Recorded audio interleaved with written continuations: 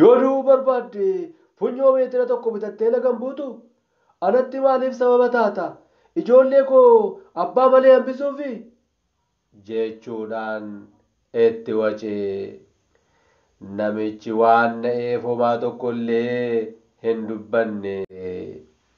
Warri kireeffatanis wal qabatanii seenanii keessaanis cufatanii siree irras ba'anii ibsaa dhaamsanii haasaa eegalanii. Dhiiraa ishee durbaan akkas jedhee. Ani yeroon si argu, yeroon si yaadu, yeroon akka kanatti si argadhu waan addunyaa kanarra jiru mara tokko tokkoonan argaa. Jechuufi namichi siree jala.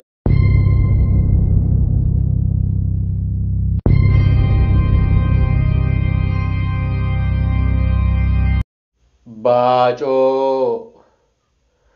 Bara durii namicha tokko jala harreen bannaan barbaacha deeme. Bakka shakke hunda keessa jooree barbaadaa oole. Argachuu garuu hin dandeenye. Ootuma oliif gad deemee gaafatu aduun bakka tokkotti itti dhiite. Fagaatee waan deemeef mana isaatti deebi'ee galuu hin dandeenye. Waan ta'eefis magaalaa naannoo sana jiru buluuf siree barbaacha eegale. Garuu gatiin siree minyaa ta'e. Waan godhu wallaale. Carraa jireenya isaas abaare. Gara itti deemuun beeku calliseedhuma of fuuldura qajeele. Yaada badee waan deemuuf konkolaataa jala seene oole. Konkolaachisaan konkolaataa inni jala seene oole. Kan isa rukutee oole sun utaalee konkolaataa isaa keessaa bu'ee namicha kanatti iyye. Yoo du'uu barbaadde funyoo meetira tokko bitattee lagan buutu anatti maaliif sababa taata? Ijoollee koo abbaa malee hambisuufi? Jechuudhaan itti wacee. Namichi waan na'eef homaa tokkollee hin dubbanne.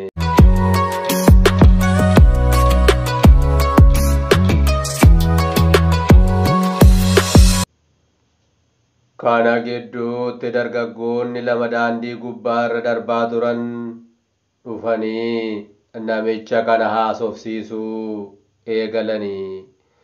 Guyyaa akka narree barbaadaa ture dhaga'aniiru. Konkolaachisaa sanaanis obboleesso rabbi si oolcheera galateeffadhu. Atis suuta jedhii deemi malee namicha miskiina kanatti yeroo dhaadhattu xiqqoo sitti hin ulfaatu. Waaqayyoon galateeffattee namicha miskiina kana jajjabeessuu qabda ture. Rakkina isaa gaafachuu qabda ture. Ati fira baadiyyaadhaa hin qabdu. Namichi kun abbaa keessiif hin ta'anii? Amma uumaa galateeffadhu deemi. Ittiin jedhanii. Gara namichaatti deebi'aniis jajjabeessanii. Hooteelas geessanii siree qabanii fi nyaatas kaffalanii fi deemanii. Innis gara kutaa siree isaa qabee fi deeme. Banatees seene. Boolii ba'ee deebi'e. Qarqara siree irra taa'e. Waa'ee harree isaa yaadu eegale. Harreen isaa waan baddeef guddaa aareera. Harreen isaa kun rakkina baay'ee isaaf dabarsiteetti. Harree isaa ishee malee hoomaan qabu. Isheedhaan midhaan daldalee maatii isaa jiraachisa. Jiraachuun ishee maatiin isaa nyaatanii buluu fi agabuu buluudhaaf murteessaadha. Kanaafuu aariin gubachaa jira. Keessummeessaan hooteelichaallee nyaata kutaa irribaattan sii fida jedhee ture. Garuu achumaan hafe. Innillee taanaan guddaa dadhabeera. Waan aaree fi fedhii nyaataallee hin qabu. Guyyaa guutuu midhaan afaan isaa hin seenne dhiisee rafuu fedhe. hirribillee akkan jirre beekaa callisee dhuma ciisuudhaaf malee. Afatii siree isaa maal akka fakkaatu kan hubate ciisuuf hoggaa jedheedha. Abaaboo bareedaan miidhageera. Baay'ee bareeda. Siree jabanaati. Hubatee gaafa ilaalu garaa keessaa isa suuka'e akkasis jedhe. Siree kana fakkaaturraa kan rafu nama gammade malee kan akka kiyya gaddaan gubachaa jiru miti. Ani harree googatee waan akkas bareedu kanarra hin rafu. An gammachuuf hin dhufne jedhee siree jala galee rafe. Keessummeessaan manichaas nyaata fideefii dhufe. Furtuu biraan banee seenee oliif gaddeemee ilaale ni dhabe.